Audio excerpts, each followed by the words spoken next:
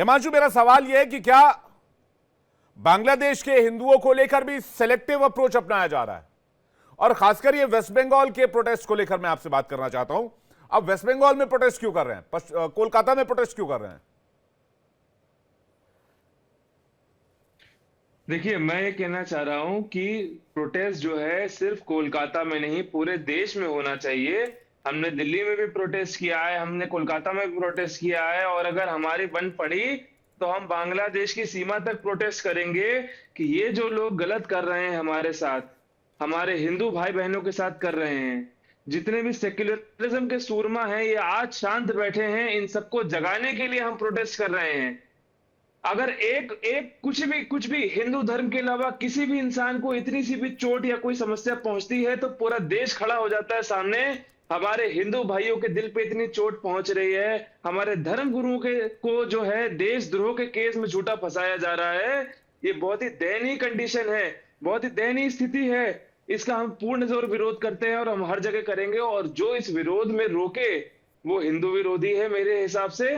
और मेरे हिसाब से ममता बनर्जी को इसका विरोध नहीं करना चाहिए, हमारे साथ मिलके, हिंदुओं का साथ मिलके जो है बांग्लादेश सरकार के खिलाफ प्रदर्शन करना चाहिए। जब वो झूठ फसाद धांधली करती हैं, आधार कार्ड बदलती हैं, तब उनको ये नहीं दिखता कि हमारे मुस्लिम भाइयों के साथ क्या गलत हो रहा है। नहीं हिमांशु जी, फिर वेस्ट बंगाल ही क्यों? बाकी जगह तो प्रोटेस्ट मैंने नहीं देखा। बता दी 4-5 जगह जहां प्रोटेस्ट किया आप लोगों ने। आज दिल्ली में जंतर मंतर पे विश्व हिंदू परिषद के लोगों ने ठीक 10 बजे प्रदर्शन किया है। विश्व हिंदू परिषद से हम आपका सब क्या लेना भारतीय, देना? मैं बता रहा हूं ना पूरी पूरी जगह कहां कहां प्रदर्शन हो रहा है। दिल्ली में भाजपा ने जो है, दिल्ली प्रदेश भाजपा ने एक जो है हिंदू संगठन रैली जो निकाली थी, अब पता नहीं आपने कवरेज देखी कि नहीं देखी, झुग्गी झोपड़ियों तक गई है। हम जो है सीए की जो बस्तियां हैं वहां पे भी हम लोग गए हैं। हम हर जगह लोगों को सचेत कर रहे हैं और लोगों को बता रहे हैं, और हम हर जगह प्रदर्शन कर रहे हैं ताकि लोगों को पता चले। और आप जैसे हम जैसे लोगों को तो ये सब देख ही रहे हैं हम लोग डेली क्या हो रहा है। किसको जगाना चाह रहे हैं आप? केंद्र सरकार को जगाना चाह रहे हैं? केंद्र सरकार को नहीं जगाना चाह रहे हैं, अपने भाइयों को, अपने हिंदू साथियों को एकत्रित कर रहे हैं, संगठित कर रहे हैं ताकि वो इसके खिलाफ मिलजुल कर आवाज उठाएं। तो वो केंद्र सरकार तो अपना काम नहीं, करेगी ही, हिंदू केंद्र सरकार तो इंटरवीन करेगी ही। हर कोई आवाज उठा रहा है, ऐसा नहीं आवाज नहीं उठा रहा है, लेकिन एक्शन क्या लिया जा रहा है मैं ये जानना चाह रहा हूं। क्योंकि आपके साथ साथ हम लोगों को भी इंतजार है कि बांग्लादेश को आइसोलेट कैसे किया जाए, उसको प्रेशर में कैसे लाया जाए, डिप्लोमेटिक प्रेशर कैसे बनाया जाए।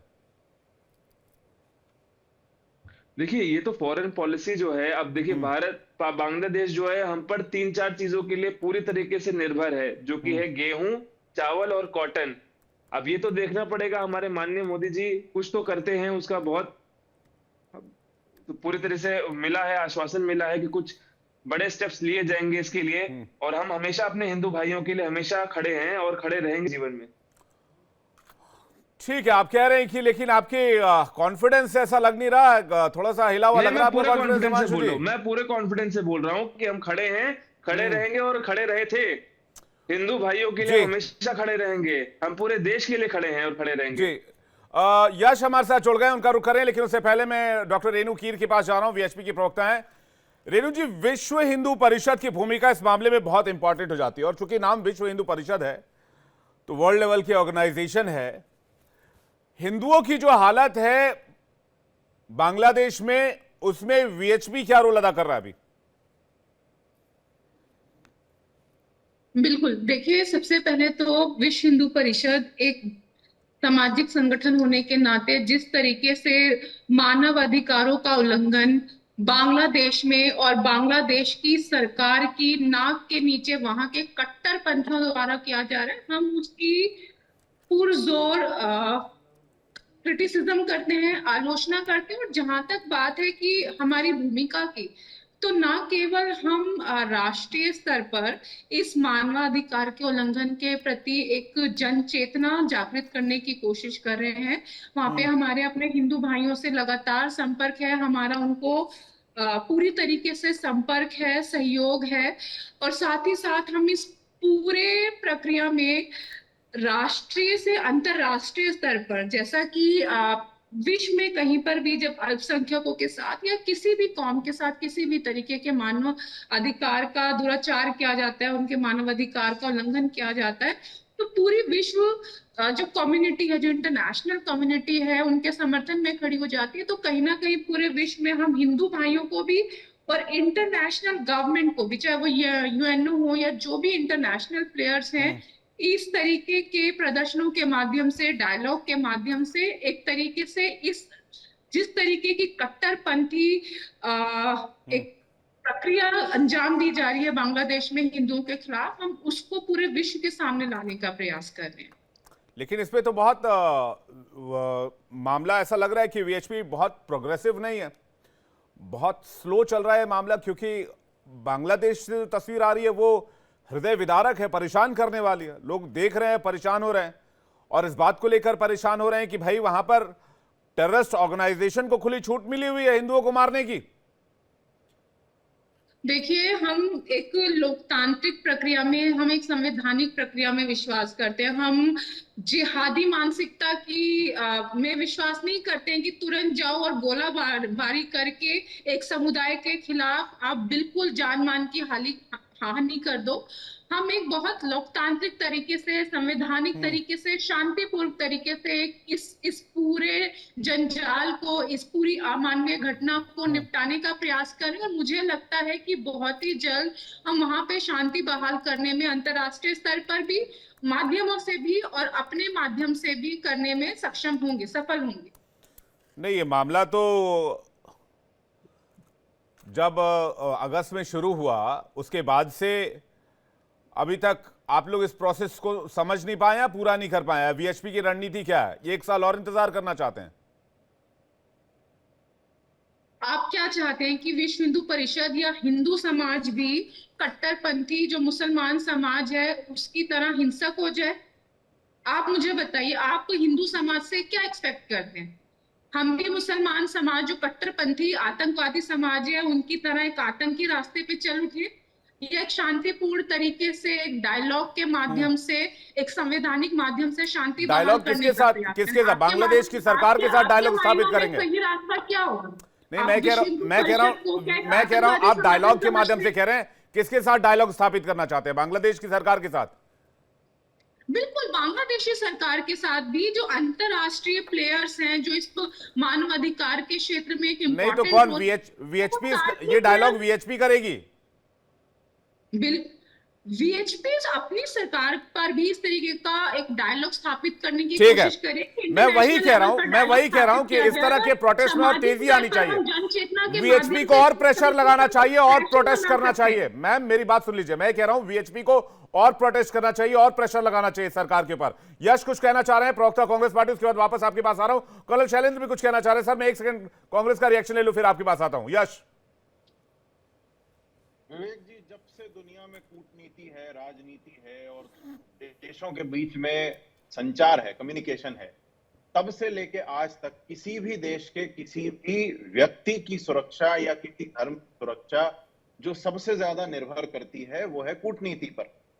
यदि हमारी कूटनीति अभी तक हमारे साथी पड़ोसी देशों के साथ सुचारू रूप से चलती रही, उसी का नतीजा था कि पहले इस तरह की घटनाएं सुनने को नहीं मिलती थी। बांग्लादेश वो है जिसको मुक्ति हमारे देश की प्रधानमंत्री ने दिलवाई थी, और आज वही बांग्लादेश में ऐसा हो रहा है क्योंकि हमारी जो इस समय विदेश नीति है वो बिल्कुल थाली के बैगन जैसी चल रही है। रशिया के भी साथ हैं, यूक्रेन के भी साथ हैं, इजराइल के भी साथ हैं, गाजा के भी साथ हैं, सबके साथ हैं और किसी के भी साथ नहीं।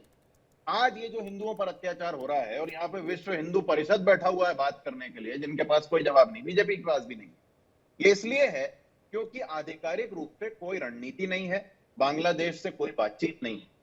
और हम ये पूछना चाहते हैं इन लोगों से, अभी ये मैडम कह रही थी, महोदया जो बैठी हुई है विश्व हिंदू परिषद से, ये एक दूसरे धर्म को आतंकवादी और उग्रवादी कह रही हैं। इनसे पूछिए, खैर इनसे क्या पूछिए, जनता से पूछिए कि जब आप यहाँ पे खड़े होकर सरेआम नफरती नारे लगाते हैं, मारपीट करवाते हैं, हिंसा करवाते हैं, नफरत करवाते हैं, और किसी दूसरे देश में ऐसा होता है, तब आप कहां जाके खड़े होंगे? आपको पूछ कौन रहा है? हमारे विदेश मंत्रालय को इस पर सख्त कदम उठाना चाहिए, बात करनी चाहिए, और वो बात करने लायक तब होंगे जब वो खुद किसी जगह टिक के खड़े हो पाए। हमारे देश में खुद खुद इसी देश में जब ये लोग हिंदुओं से नफरत करते हैं, हिंदुओं का ये न शिक्षा आगे बढ़ने देते हैं, न स्वास्थ्य आगे बढ़ने देते हैं, हिंदुओं को ये अपराध में उलझाना चाहते हैं, तो ये दूसरे देश के हिंदू का क्या करेंगे? आपने सुना है कि हमारे विदेश मंत्रालय से कोई सख्त बात हुई हो, कोई स्टेटमेंट आया हो, कुछ हुआ हो? कुछ नहीं। नहीं, 2 दिन पहले, हिमांशु जी 2-3 दिन पहले अरिंदम बागची का स्टेटमेंट आया है कि इस मामले में बांग्लादेश सरकार को सख्त संदेश भेजा गया कि वो क्या सिचुएशन नतीजा कंट्रोल हुआ करे। सख्त संदेश का विवेक जी? क्या नतीजा हुआ? 2 दिन पहले तक तो ये बोल भी रहे थे कि हिंदुओं पर अत्याचार हो रहा है, आज ये नहीं बोल रहे हैं। कोई आधिकारिक चर्चा नहीं हुई है। संसद के दोनों सदन बर्खास्त करवा दिए गए क्योंकि समस्याओं पर चर्चा करना बीजेपी को नहीं आता। अरे जब ये लोग देश में आंदोलन छिड़ा हुआ था आजादी का, तब ये हिंदू एक नहीं हुआ, इनका हिंदू जाके अंग्रेजों से पेंशन लेके मछली खाने बैठ गया, तो ये आज क्या हिंदू को एक करेंगे? ये सिर्फ भोग विलासवादी हैं। ये चाहते हैं देश का हिंदू इनके सामने अच्छा, एक बात बताइए, जब ठीक है, यस, जब गाजा पट्टी पर इजराइल ने अटैक किया तो पूरे देश में फिलिस्तीन की बात हो रही थी। फिलिस्तीन की बात करो, फिलिस्तीन की बात करो, फिलिस्तीन की बात करो, वहां के लोगों की बात करो, वहां के लोगों के साथ खड़े हो, वहां की सरकार को बताओ, बचाओ। ये मांग उठी कि नहीं उठी अपने देश में? कई पॉलिटिकल पार्टीज के नेताओं ने उठाई और जय फिलिस्तीन के नारे तक लगाए संसद के अंदर, ओथ सेरेमनी में। वो देखिए, मैं ये कहता हूं कि तमाम पॉलिटिकल पार्टीज आज कहां कंबल ओढ़ के सोई हुई हैं भाई साहब। जब 140 करोड़ का ये हिंदुस्तान, जब इस देश में सारी पॉलिटिकल पार्टी यहां के बहुसंख्यक समाज को लेकर एक पेज पे नहीं आ सकती है। विवेक जी, मैं वही तो बार बार खुद भी कह रहा हूं, किसी भी एक व्यक्ति ने या एक सांसद ने कोई बात कही, उससे ज्यादा जरूरी ये है कि संबंधित मंत्रालय क्या कर रहा है, क्योंकि ये वो सरकार है जिसके पास अपना बहुमत है। इसी बात पे ये चौड़े होते हैं ना कि हमारे तो इतने पार उतने पार, क्यों नहीं एक्शन ले रहे? क्या एक व्यक्ति के जय फिलिस्तीन बोलने से इनकी विदेश नीति ठप हो गई? नहीं, तो मुझे एक बात बताइए, अगर सरकार किसी मुद्दे पर नहीं जा पा रही है या फिर किसी मुद्दे पर नहीं जाग रही है, जैसा कि आरोप आप लगा रहे हैं, विपक्ष क्या कर रहा है? विपक्ष संसद में बातचीत की मांग करता है तो संसद बर्खास्त। अरे उठाइए तो सही है मांग, आप उठाइए तो सही। मैं इसमें डिबेट करने का प्रॉमिस करता हूं आपको। आप बांग्लादेश का मैटर उठाइए कि वहां के हिंदुओं के लिए सरकार क्या कर रही है। आप इस सवाल को उठाइए पार्लियामेंट में अपने नेताओं के जरिए। आप विवेक जी, क्या आप ये कह रहे हैं कि विदेश मंत्रालय कुछ ना करे और विपक्ष चिल्लाता रहे? विपक्ष के चिल्लाने से कोई अधिकार? अरे भाई साहब, जब फिलिस्तीन का मुद्दा उठ सकता है तो बांग्लादेश के हिंदुओं का मुद्दा क्यों नहीं उठाया जा सकता है? फिलिस्तीन में हिंदू नहीं है विवेक जी इस समय। तो फिलिस्तीन में कौन है जिसके लिए यहाँ के नेताओं के दिल धड़कते हैं? कौन है फिलिस्तीन में? धड़कने दीजिए ना। मैं कांग्रेस की तरफ से कह रहा हूं, उनके दिल धड़कने दीजिए। बांग्लादेश के हिंदू के लिए विदेश मंत्रालय से कोई सख्त बातचीत क्यों नहीं हो रही? नहीं, विपक्ष से भी उतनी एक्सपेक्टेशन होती है लोगों को। नहीं, अगर एलओपी का पोस्ट आपको मिला है तो उतनी ही एक्सपेक्टेशन विपक्ष से भी है कि आप अगर सरकार कोई काम नहीं कर रही है तो उस पर प्रेशर बनाएंगे। मैं कर्नल शैलेंद्र के पास संसद बर्खास्त की जाती है विवेक जी। यदि पूरे टाइम संसद में बैठी हुई सत्ता को विपक्ष के नाम पे ही रोना है तो वो खुद सत्ता से उतर जाए। नहीं, ये कहकर जिम्मेदारी से पल्ला नहीं झाड़ा जा सकता। अगर कोई टॉपिक है तो उसको उठाया जाना चाहिए, अपनी जिम्मेदारी से पल्ला झाड़ बिल्कुल उठाया जाना चाहिए, विपक्ष को भी उठाना चाहिए। मैं सुरेश गोयल जी के पास जा रहा हूँ, कर्नल शैलेंद्र के पास आ रहा हूँ। हिमांशु जी, एक सेकंड में आ रहा हूँ, एक सेकंड। सुरेश गोयल जी, इन्होंने बहुत गलत बात बोली। इन्होंने बोला कि हिंदू हिंसा करता है, जैसे इनके मालिक राहुल गांधी पार्लियामेंट में बोलते हैं, वैसे इन्होंने बोला। कैसे इन्होंने बोल दिया कि अपने ये इस देश में हिंसा करेंगे तो इनके साथ ऐसा होगा?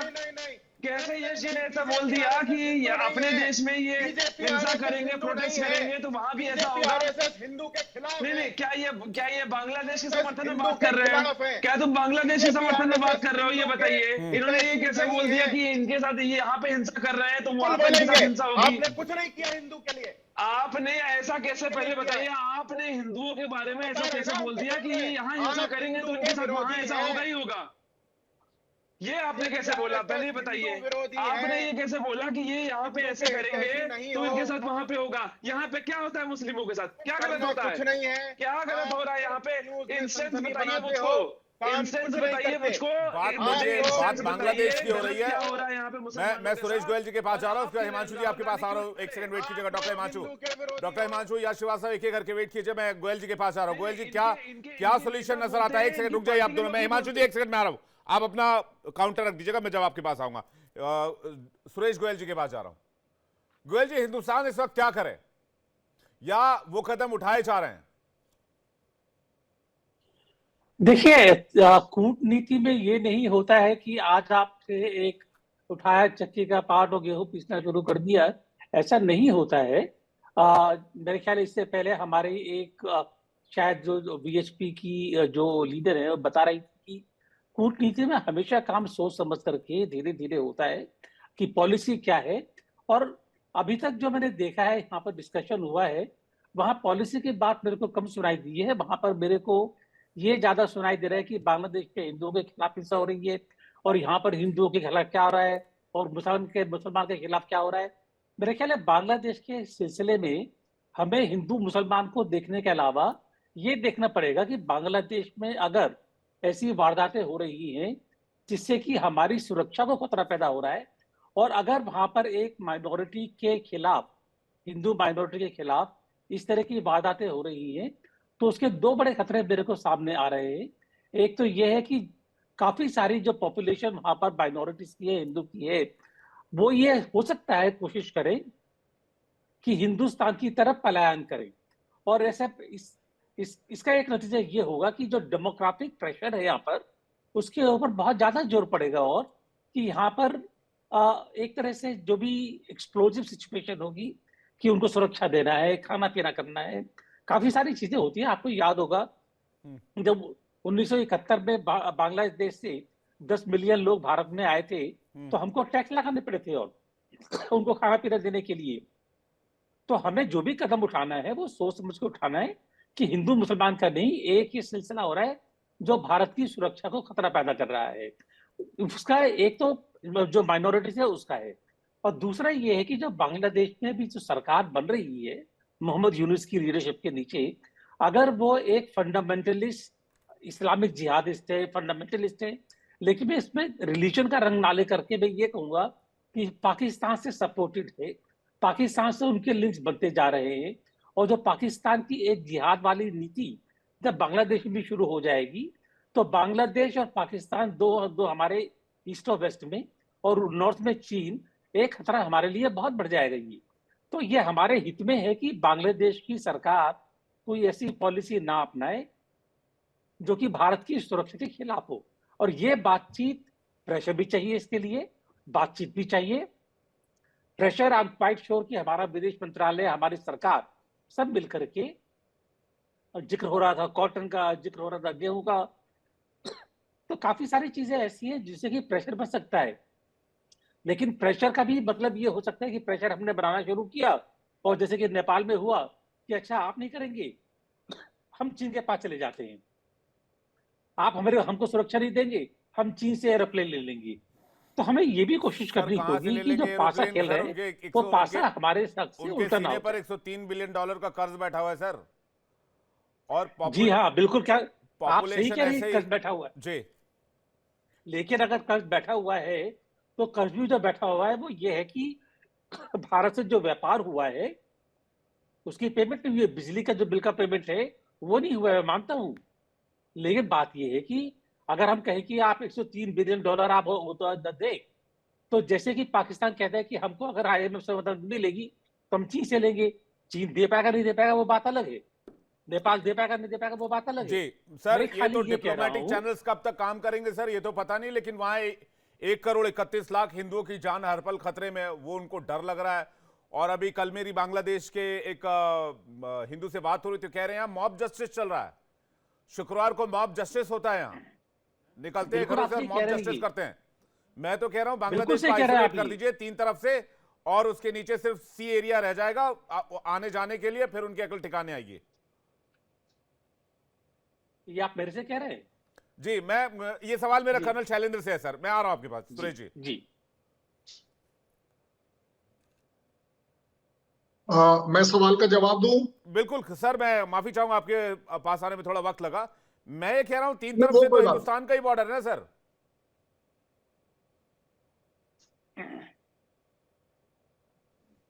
आपका सवाल? जी सर। विवेक, आपका सवाल बताइएगा। मेरा सवाल ये सर, 3 तरफ से हिंदुस्तान का बॉर्डर लगता है, आइसोलेट कर दें बांग्लादेश को, एक तरफ सी एरिया रह जाएगा, क्योंकि इनके ट्रीटमेंट जय का हिंद, वक्त आ गया है। नमस्कार विवेक जी। जी। विवेक जी जय हिंद, नमस्कार। मैं आपको सबसे पहले आप ही के सवाल पर लेकर जाऊंगा और उससे पहले आपको रिक्वेस्ट करूंगा कि इतने कठोर, इतने सख्त सवाल मत पूछिए पैनलिस्ट से कि वो सवाल छोड़ के सारे जवाब दे रहे हैं। आपके सवाल का जवाब मैं देता हूं अब, जो मैंने 3 पैनलिस्ट को सुना है। किसी का कहना है फॉरेन पॉलिसी बैंगन है। ओ माय गॉड, ये अपने देश की, अपने फॉरेन पॉलिसी की इतनी इज्जत करते हैं कि उसे बैंगन बताते हैं। हालांकि बैंगन में कोई बुराई नहीं है, अच्छी सब्जी है, शायद इन्हें पसंद नहीं होगी। आपका मेजर सवाल था कि हम क्या कर सकते हैं और ये क्यों हो रहा है। ये इसलिए हो रहा है कि सिवाय जो 3 प्रवक्ता जिन्होंने बात करी, तीनों के तीनों ने एक दूसरे पर ब्लेम कर दिया। कांग्रेस वाले ने बीजेपी पर कर दिया, बीजेपी वाले ने कांग्रेस पर कर दिया, विश्व हिंदू परिषद ने बोल दिया ये तो सरकारी काम है, हम तो कुछ करेंगे, अपना कुछ नहीं देखेंगे। और उसका प्रूफ दे देता हूं आपको, जो आपने भी सुना होगा अभी थोड़ी देर पहले। इनका कहना था इनका दिल धड़कता है तो धड़कने दो। ओ माय गॉड, किसका दिल धड़क रहा है? इंडिया का दिल धड़क रहा है। जिस दिन आपकी जिंदगी में ये पॉलिसी आ गई, चीजें खराब नहीं ठीक होंगी। आपने क्या कह दिया? इनका हिंदू, आपका नहीं है, आपका देश नहीं है, आपके देश के हिंदू नहीं है। आप किस तरह की सोच रखते हैं, इसलिए प्रॉब्लम सॉल्व नहीं होती है। आपने कहा ये क्या कर रहे हैं। मैं आपसे पूछता हूं आप क्या कर रहे हैं? सवाल पूछा, ये गया था। अब मैं आता हूं कि मैं क्या कर रहा हूं।